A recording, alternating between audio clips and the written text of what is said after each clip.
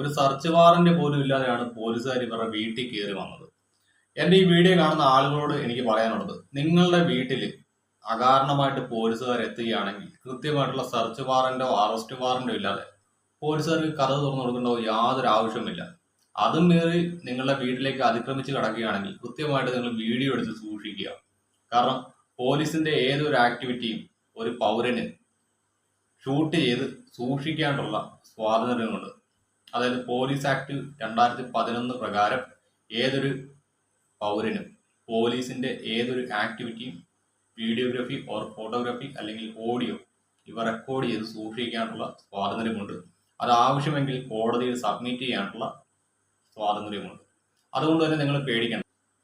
In case നിങ്ങൾക്ക് എന്തെങ്കിലും പറ്റുമെന്ന് ഉറപ്പുണ്ട്, ഈ ഒരു വിഷയം അത് കഴിഞ്ഞായിരിക്കും ചിലപ്പം കേസൊക്കെ ആയിട്ട് മാറുന്നത്. ഇപ്പൊ സിയാദിന്റെ കേസ് സംഭവിച്ചാണെങ്കിൽ അങ്ങനെയൊക്കെ തോന്നലുണ്ടെങ്കിൽ കൃത്യമായിട്ട് ഒരു വീഡിയോ ചിത്രീകരിച്ച് വെക്കുക. നിങ്ങളെ മർദ്ദിച്ച ഉദ്യോഗസ്ഥർ ആരാണ്, നിങ്ങൾ എവിടെ വെച്ചാണ് മർദ്ദിച്ചത്, എത്ര പേരുണ്ടായിരുന്നു എന്നുള്ള കൃത്യമായിട്ടുള്ള ഡീറ്റെയിൽസ് സഹിതം ഒരു മൊഴിയായിട്ട് റെക്കോർഡ് ചെയ്ത് സൂക്ഷിക്കുക. അത് ഭാവിയിൽ കേസിന് ഉപകാരപ്രദമാവും. ഈ സിയാദിന്റെ കേസിന് അങ്ങനെ സംഭവിച്ചിട്ടുണ്ടാവില്ല.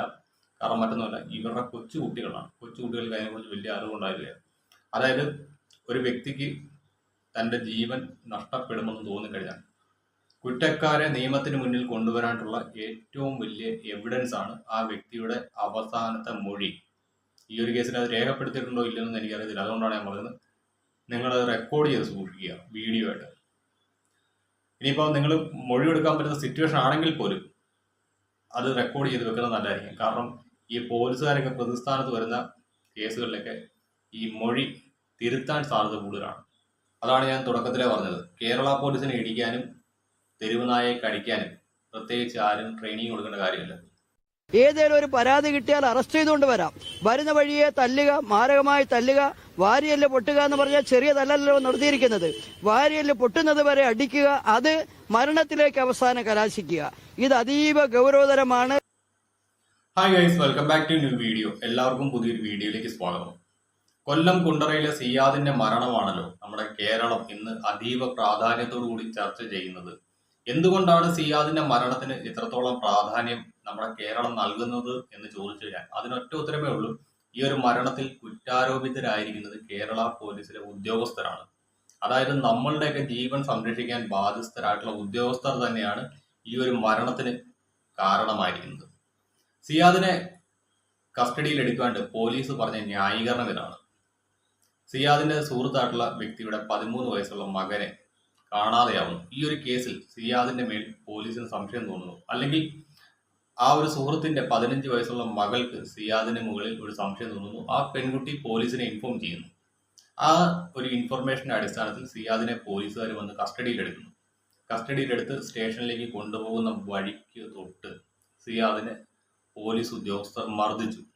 അങ്ങനെ നല്ല രീതിക്ക് സിയാദിനെ മർദ്ദിച്ച ശേഷം പിറ്റേന്ന് ആ ഒരു 13-കാരനെ കണ്ടെത്തുന്നു. അതോടുകൂടി തന്നെ സിയാദിനെ പറഞ്ഞ് വീട്ടിലേക്ക് വിടുന്നു. വീട്ടിലെത്തിയ സിയാദിന്റെ ആരോഗ്യനില വഷളായതിനെ തുടർന്ന് അയാളെ ഹോസ്പിറ്റലിൽ അഡ്മിറ്റ് ചെയ്യുന്നു. കുറച്ച് നാളുകളായിട്ട് ചികിത്സയിലായിരുന്നു. ഒടുവിൽ മരണത്തിന് കീഴടങ്ങി. വാരിയലിൽ വരെ ഇടിച്ച് തകർത്തിട്ടുണ്ടായിരുന്നു ഉദ്യോഗസ്ഥര്. സോ നമ്മുടെ കേരള പോലീസിന്റെ ചരിത്രം എടുത്ത് പരിശോധിച്ചു കഴിഞ്ഞാൽ സിയാദ് ആദ്യത്തെ അവസാനത്തെ വരികയൊന്നുമല്ല. അടിയന്തരാവസ്ഥ കാലം മുതൽ ഇങ്ങോട്ട് പരിശോധിച്ചു കഴിഞ്ഞാൽ നിരവധി ആളുകൾക്ക് പോലീസ് കസ്റ്റഡിയിൽ ക്രൂരമായിട്ടുള്ള മർദ്ദനങ്ങൾ ഏറ്റുവാങ്ങിയിട്ടുണ്ട്. അതേപോലെ തന്നെ പലർക്കും ജീവൻ നഷ്ടമായിട്ടുണ്ട്. എൻ്റെ അറിവിൽ പോലീസ് മർദ്ദനത്തിന് ജീവിച്ചിരിക്കുന്ന ഒരു രക്തസാക്ഷി ഉണ്ടായിരുന്നു. എൻ്റെ ഈ വീഡിയോ കാണുന്ന വൈക്കംകാർ വല്ലതും ഉണ്ടെങ്കിൽ അവർക്കറിയായിരിക്കും. വൈക്കം ഗോപകുമാർ എന്ന് പറയുന്ന ഒരു വ്യക്തി, അദ്ദേഹത്തിന് അടിയന്തരാവസ്ഥ കാലത്ത് കേരള പോലീസിലെ ഉദ്യോഗസ്ഥരെ പിടിച്ചുകൊണ്ട് പോയ ശേഷം ചെയ്ത ടോർച്ചറുകൾ അത്രത്തോളം ഭയാനകമായിരുന്നു. അദ്ദേഹം അതൊക്കെ പറഞ്ഞ് ഞങ്ങളെല്ലാം കേട്ടിട്ടുണ്ട്. ഒടുവിൽ അദ്ദേഹം ക്യാൻസർ ബാധിച്ചാണ് മരിച്ചത്. അദ്ദേഹത്തിന് അന്ന് ഇഞ്ച ചതയ്ക്കുന്ന പോലെ ചതച്ച ഉദ്യോഗസ്ഥർക്ക് ലഭിച്ച ശിക്ഷ എന്ന് പറയുന്നത് ഭയാനകമായിരുന്നു. ഒരാൾക്ക് ക്യാൻസർ വന്നു, മറ്റൊരാൾക്ക് ഭ്രാന്ത് വന്നു, ഒരു ഉദ്യോഗസ്ഥന്റെ കുടുംബം ഒന്നടക്കം നശിച്ചു പോവുകയായിരുന്നു. എന്തായാലും അങ്ങനെയൊക്കെ ധാരാളം അനുഭവങ്ങൾ ഉണ്ടെങ്കിലും നമ്മുടെ കേരള പോലീസ് പഠിക്കില്ല. കാരണം മറ്റൊന്നുമല്ല, നമ്മുടെ കേരള പോലീസിനും തെരുവ് നായ്ക്കും ഒരു പ്രത്യേകത ഉണ്ട്. തെരുവ് നായയെ കടിക്കാനും കേരള പോലീസിനെ ഇടിക്കാനും പ്രത്യേകിച്ച് ആരും പഠിപ്പിക്കേണ്ട കാര്യമില്ല. അത് അതിൻ്റെ ഡ്യൂട്ടി കൃത്യമായിട്ട് ചെയ്തോളും. അത് എത്ര തലമുറ മാറി വന്നാലും എന്തെല്ലാം അപ്ഡേഷൻ വന്നാലും കേരള പോലീസ് ഇടിയും തെരുവ് നായ കടിയും ഒരിക്കലും നിർത്തില്ല. അത് ജനിതക ഗുണമാണ്.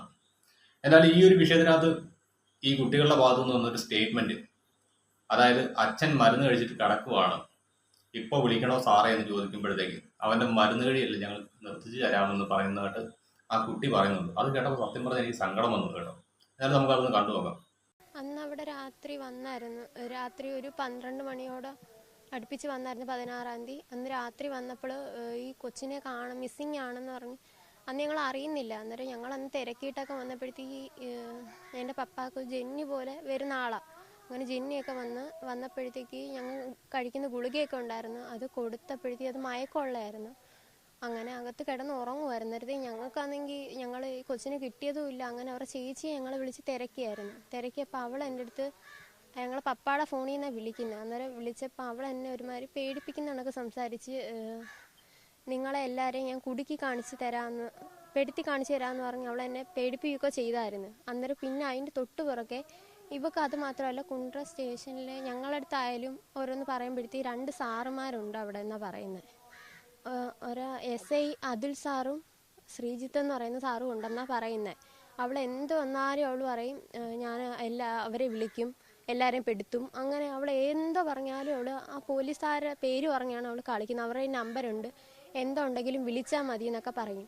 അന്നേരം അന്നൊരു ദിവസമായപ്പോൾ രാത്രിയായപ്പോൾ വന്നായിരുന്നു അതുൽ സാറ്, ശ്രീജിത്ത് എന്ന് പറയുന്ന സാറും പിന്നെ വേറെ ഒരു ഡ്രൈവറും വേറൊരാളും കൂടെ വന്നു വന്നപ്പോൾ പറഞ്ഞ് സിയാദ് എന്തിയെന്ന് ചോദിച്ചപ്പോൾ ഞങ്ങൾ പറഞ്ഞു എന്തു സാറേന്ന് വെച്ചാൽ പറഞ്ഞ് അത് അവനെ അന്നേരം കിടക്കുമെന്ന് പറഞ്ഞു. അന്ന് അവനെ വിളിച്ചുണർത്ത് അങ്ങനെ ഇങ്ങനെയെന്നൊക്കെ പറഞ്ഞു ഗുളിക കഴിച്ചിട്ട് അവൻ്റെ ഗുളിക കഴിപ്പെന്ന് ഇങ്ങനെ പറഞ്ഞു.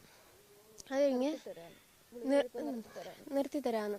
അത് കഴിഞ്ഞപ്പോഴത്തേക്ക് ഞങ്ങൾ കയറി വിളിച്ചപ്പോൾ ഇല്ല, ഉറക്കത്തിൻ്റെയും കൂടെ ഗുളികയായതുകൊണ്ട് എണീക്കുന്നില്ലായിരുന്നു ആള്, നല്ല ഉറക്കമായിരുന്നു. അന്നേരത്തേക്ക് പിന്നെ പോലീസുകാരങ്ങ് അകത്ത് റൂമിൽ കയറി വന്ന് വിളിച്ചപ്പോഴത്തേക്ക് എണീച്ച് എന്തോ സാറേന്ന് ചോദിച്ചാൽ പറഞ്ഞ് നീ ഇങ്ങോട്ട് ഇറങ്ങെന്ന് പറഞ്ഞു. അപ്പോഴത്തേക്ക് ശ്രീജിത്ത് എന്ന് പറയുന്ന സാറും അതുൽ സാറും കൂടെ ഈ ഞങ്ങളവിടെ പെട്ടിയും ഓരോ സംഭവങ്ങളൊക്കെ ഇരുന്നത് പൊതി ഉൾപ്പെടെ തുറന്നു നോക്കുമായിരുന്നു. എന്തുവാന്ന് ചോദിച്ചു. അന്നേരം അമ്മ ചോദിച്ചാൽ അത് എന്തോ സാറേ എല്ലാം ഇങ്ങനെ പരിശോധിക്കുന്നതിന് പറഞ്ഞു എന്തെങ്കിലും ഉണ്ടോയെന്ന് അറിയണ്ടേന്ന് പറഞ്ഞു. ഇങ്ങനെ പറയുകയും ചെയ്തു. പിന്നെ കൊച്ചിനെ കാണാത്തതിനാണോന്ന് ചോദിച്ചപ്പോൾ അതൊന്നും പറഞ്ഞില്ല. പിന്നെ വെളിയിറക്കി അങ്ങ് നിർത്തിയായിരുന്നു. ഞങ്ങൾ പപ്പായെ വെളിയിറക്കി നിർത്തിയപ്പോഴത്തേക്ക് ഇതിനകത്ത് കൃത്യമായിട്ട് പറയുന്നുണ്ട്, ഒരു സെർച്ച് വാറന്റ് പോലും ഇല്ലാതെയാണ് പോലീസുകാർ ഇവരുടെ വീട്ടിൽ കയറി വന്നത്. എൻ്റെ ഈ വീഡിയോ കാണുന്ന ആളുകളോട് എനിക്ക് പറയാനുള്ളത്, നിങ്ങളുടെ വീട്ടിൽ അകാരണമായിട്ട് പോലീസുകാർ എത്തുകയാണെങ്കിൽ കൃത്യമായിട്ടുള്ള സെർച്ച് വാറന്റോ അറസ്റ്റ് വാറന്റോ ഇല്ലാതെ പോലീസുകാർക്ക് കഥ തുറന്നു കൊടുക്കേണ്ടോ യാതൊരു ആവശ്യമില്ല. അതും മീറി നിങ്ങളുടെ വീട്ടിലേക്ക് അതിക്രമിച്ച് കിടക്കുകയാണെങ്കിൽ കൃത്യമായിട്ട് നിങ്ങൾ വീഡിയോ എടുത്ത് സൂക്ഷിക്കുക. കാരണം പോലീസിന്റെ ഏതൊരു ആക്ടിവിറ്റിയും ഒരു പൗരന് ഷൂട്ട് ചെയ്ത് സൂക്ഷിക്കാനുള്ള സ്വാതന്ത്ര്യമുണ്ട്. അതായത് പോലീസ് ആക്ട് 2011 പ്രകാരം ഏതൊരു പൗരനും പോലീസിന്റെ ഏതൊരു ആക്ടിവിറ്റിയും വീഡിയോഗ്രാഫി ഓർ ഫോട്ടോഗ്രാഫി അല്ലെങ്കിൽ ഓഡിയോ ഇവ റെക്കോർഡ് ചെയ്ത് സൂക്ഷിക്കാനുള്ള സ്വാതന്ത്ര്യമുണ്ട്. അത് ആവശ്യമെങ്കിൽ കോടതിയിൽ സബ്മിറ്റ് ചെയ്യാനുള്ള സ്വാതന്ത്ര്യമുണ്ട്. അതുകൊണ്ട് തന്നെ നിങ്ങൾ പേടിക്കേണ്ട. ഇനിയിപ്പോൾ നിങ്ങൾ അങ്ങനെ ഷൂട്ട് ചെയ്യുന്ന സമയത്ത് നിങ്ങളെ പോലീസുകാരെ മർദ്ദിക്കുകയാണെങ്കിൽ ഒന്നും ചെയ്യേണ്ട, നിങ്ങൾ നേരെ എന്നിട്ട് ജില്ലാ കളക്ടർക്ക്, അതായത് എക്സിക്യൂട്ടീവ് മജിസ്ട്രേറ്റായിട്ടുള്ള ജില്ലാ കളക്ടറുടെ മുന്നിൽ ചെന്ന് പരാതി എഴുതി കൊടുക്കുക. അത്രമാത്രം ചെയ്യുക. പിന്നെ അതേപോലെ തന്നെ പോലീസുകാർ നിങ്ങളെ അകാരണമായിട്ട് മർദ്ദിക്കുന്നുണ്ടെങ്കിൽ നിങ്ങളുടെ ശരീരത്തിന് താങ്ങാനാവുന്നതിൽ കൂടുതലുള്ള മർദ്ദനം, അതായത് ഇപ്പോൾ സിയാദിന്റെ കേസിൽ സംഭവിച്ച പോലെയൊക്കെ ആണെങ്കിൽ, ഇൻ കേസ് നിങ്ങൾക്ക് എന്തെങ്കിലും പറ്റുമെന്ന് ഉറപ്പുണ്ട്, ഈ ഒരു വിഷയം അത് കഴിഞ്ഞായിരിക്കും ചിലപ്പം കേസൊക്കെ ആയിട്ട് മാറുന്നത്. ഇപ്പോൾ സിയാദിന്റെ കേസ് സംഭവിച്ചാണെങ്കിൽ അങ്ങനെയൊക്കെ തോന്നലുണ്ടെങ്കിൽ കൃത്യമായിട്ട് ഒരു വീഡിയോ ചിത്രീകരിച്ച് വെക്കുക. നിങ്ങളെ മർദ്ദിച്ച ഉദ്യോഗസ്ഥർ ആരാണ്, നിങ്ങൾ എവിടെ വെച്ചാണ് മർദ്ദിച്ചത്, എത്ര പേരുണ്ടായിരുന്നു എന്നുള്ള കൃത്യമായിട്ടുള്ള ഡീറ്റെയിൽസ് സഹിതം ഒരു മൊഴിയായിട്ട് റെക്കോർഡ് ചെയ്ത് സൂക്ഷിക്കുക. അത് ഭാവിയിൽ കേസിന് ഉപകാരപ്രദമാവും. ഈ സിയാദിന്റെ കേസിന് അങ്ങനെ സംഭവിച്ചിട്ടുണ്ടാവില്ല. കാരണം മറ്റൊന്നുമല്ല, ഇവരുടെ കൊച്ചുകുട്ടികൾക്ക് അതിനെക്കുറിച്ച് വലിയ അറിവുണ്ടാവില്ല. അതായത് ഒരു വ്യക്തിക്ക് തൻ്റെ ജീവൻ നഷ്ടപ്പെടുമെന്ന് തോന്നിക്കഴിഞ്ഞാൽ കുറ്റക്കാരെ നിയമത്തിന് മുന്നിൽ കൊണ്ടുവരാനുള്ള ഏറ്റവും വലിയ എവിഡൻസ് ആണ് ആ വ്യക്തിയുടെ അവസാനത്തെ മൊഴി. ഈ ഒരു കേസിൽ അത് രേഖപ്പെടുത്തിയിട്ടുണ്ടോ ഇല്ലെന്ന് എനിക്കറിയത്തില്ല. അതുകൊണ്ടാണ് ഞാൻ പറയുന്നത്, നിങ്ങളത് റെക്കോർഡ് ചെയ്ത് സൂക്ഷിക്കുക വീഡിയോ ആയിട്ട്. ഇനിയിപ്പോൾ നിങ്ങൾ മൊഴിയെടുക്കാൻ പറ്റുന്ന സിറ്റുവേഷൻ ആണെങ്കിൽ പോലും അത് റെക്കോർഡ് ചെയ്ത് വെക്കുന്നത് നല്ലതായിരിക്കും. കാരണം ഈ പോലീസുകാരൊക്കെ പ്രതിസ്ഥാനത്ത് വരുന്ന കേസുകളിലൊക്കെ ഈ മൊഴി തിരുത്താൻ സാധ്യത കൂടുതലാണ്. അതുകൊണ്ടാണ് പറഞ്ഞത് നിങ്ങൾ അങ്ങനെയുള്ള കാര്യങ്ങളൊക്കെ ഒന്ന് ചെയ്തു വെക്കുക. പിന്നെ ഇത്തരത്തിലുള്ള മർദ്ദനങ്ങളും മറ്റു കാര്യങ്ങളും വരുവാണെങ്കിൽ അന്നേരം തന്നെ ഈ പറഞ്ഞ നിങ്ങളുടെ തൊട്ടടുത്തുള്ള കലക്ടറേറ്റ് അവിടെ ചെല്ലുക, കലക്ടറെ കാണുക, വിവരങ്ങൾ ധരിപ്പിച്ചുകൊണ്ട് ഒരു പെറ്റീഷൻ സമർപ്പിക്കുക. അതുമല്ലെങ്കിൽ ഡോക്ടർ സർട്ടിഫിക്കറ്റ് വാങ്ങിക്കൊണ്ട് ഡയറക്റ്റ് ഒരു വക്കീലിനെ കണ്ട് കോടതിയിലേക്ക് മൂവ് ചെയ്യുക. അല്ലാതെ ഇവനൊന്നും ഇങ്ങനെ വെച്ചുകൊണ്ടിരിക്കരുത്. ഇപ്പൊ ഈ ഒരു കേസിനകത്തൊക്കെ എന്താണ് സംഭവിക്കാൻ പോകുന്നത് എനിക്കറിയത്തില്ല.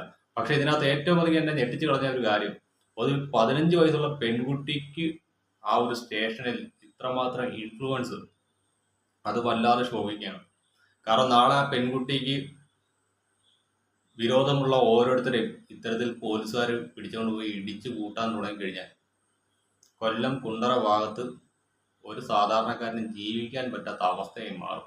എന്തായാലും ഇനിയിപ്പോൾ ഈ 2 ഉദ്യോഗസ്ഥർക്ക് സർവീസിൽ അധികകാലം തുടരാൻ പറ്റുമെന്ന് എനിക്ക് തോന്നുന്നില്ല. എന്തായാലും ഈ ഒരു വിഷയത്തിൽ സസ്പെൻഷൻ ഉണ്ടാവും. അതായത് പാതി ശമ്പളവും മേടിച്ചുകൊണ്ട് ഇവനൊക്കെ വീട്ടിയിരിക്കും.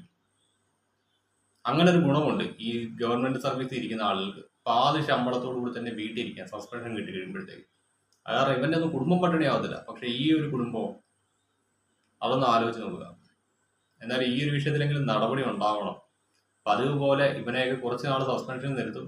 അത് കഴിയുമ്പോൾ പയ്യ ഇതൊന്ന് തണുത്ത് കഴിയുമ്പോഴത്തേക്ക് സർവീസിലേക്ക് തിരിച്ചെടുക്കുന്ന പരിപാടിയാണെങ്കിൽ ഈ ഒരു സസ്പെൻഷൻ എന്ന് പറയുന്ന പൊറാട്ട് നാടകത്തിന് ദയവ് ചെയ്ത് ആഭ്യന്തര വകുപ്പ് നിന്ന് കൊടുക്കരുത് എന്ന് മാത്രമേ പറയാനുള്ളൂ.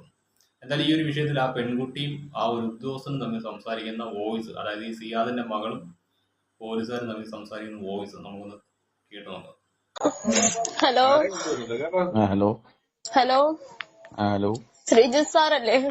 അതെല്ലോ. ഒന്നാളൊരു ടൈം മിസ്സിംഗ് കേസിന് ഒന്ന് പിടിച്ചോണ്ട് പോയായിരുന്നു വീട്ടിൽ നിന്ന്. ആരെ? പെരുമ്പഴേന്ന് ഒരാളെ വന്ന് രാത്രി കിടന്നുറങ്ങിയപ്പോ കിടന്ന് വിളിച്ചോണ്ട് വന്നായിരുന്നു, ഒരു പാർവതി എന്ന് പറയുന്ന ഒരുത്തിക്ക് വേണ്ടി. പാർവതി ഓർമ്മയില്ലേ? പെരുമ്പഴ കുരിശടി എടുത്ത് 2 പിള്ളേര് മിസ്സിംഗ് കേസിന്. ഓർമ്മയുണ്ടോ? ഇപ്പൊ എന്താ പറ്റിയെന്നോ?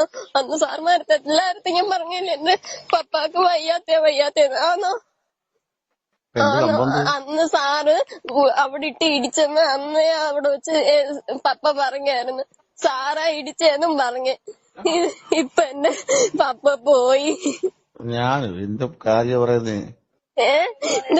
തെളിവുണ്ട് സാറേ. അങ്ങനെ ആശുപത്രി പോയപ്പോ ഇത് ആരെ ഇടിച്ചെന്ന് വെച്ച് നട്ടല് മൊത്തം പഴുത്തിപ്പോ സീരിയസ് ആയിട്ട് കിടന്നു. ഇപ്പൊ പോയി. അന്ന് സാറിന്റെ അടുത്ത് 100 വട്ടം ഞാൻ പറഞ്ഞതാ വയ്യാത്ത ആളാ പോയി. ഞങ്ങൾക്കാണ് ഇപ്പൊ ഇല്ലാതെ വന്നത്. സാറിനിപ്പോ ഓർമ്മ കാണത്തില്ല. അവക്ക് അന്ന് ഞാൻ പറഞ്ഞ രാത്രി ഞാൻ ഗുളിക കഴിച്ചിട്ട്. സോ ഗൈസ്, ഇത്രയുള്ള നമ്മുടെ വീഡിയോ. എനിക്ക് ഈ ഒരു വിഷയത്തിൽ അധികം സംസാരിക്കേണ്ട താല്പര്യമില്ല. കാരണം എനിക്കും സുഹൃത്തുക്കൾ ധാരാളം പോലീസ് ഡിപ്പാർട്ട്മെന്റിലുണ്ട്. അവരെയൊക്കെ ഓർത്തുകൊണ്ടാണ് ഞാൻ ഈ ഒരു വിഷയത്തിൽ അധികം വേറെ ലെവലിലോട്ട് സംസാരിക്കുന്നത്. കാരണം നല്ലവരായിട്ടുള്ള ഒത്തിരി ഉദ്യോഗസ്ഥരുണ്ട്. പക്ഷെ അതിനകത്തും ഉണ്ട് ഇത്തരത്തിലുള്ള പുഴുക്കുത്തുകൾ. ഈ ഒരു പുഴുക്കുത്തുകൾ കാലാകാലങ്ങളോളം നമ്മുടെ പോലീസിൽ എത്ര തലമുറ മാറി വന്നാലും ഉണ്ടാവും. അതാണ് ഞാൻ തുടക്കത്തിലേ പറഞ്ഞത്. കേരള പോലീസിനെ ഇടിക്കാനും തെരുവ് നായയെ കടിക്കാനും പ്രത്യേകിച്ച് ആരും ട്രെയിനിങ് കൊടുക്കേണ്ട കാര്യമില്ല. പോലീസിനെ കയ്യിൽ കിട്ടിയിട്ട് ഇടിയും കൊള്ളാതെ ജീവനും കൊണ്ട് രക്ഷപ്പെടുന്നവന്മാര് ഭാഗ്യവാന്മാർ. അത്ര മാത്രം ചിന്തിച്ചാൽ മതി. അപ്പൊ ശരി എന്നാ, ബൈ.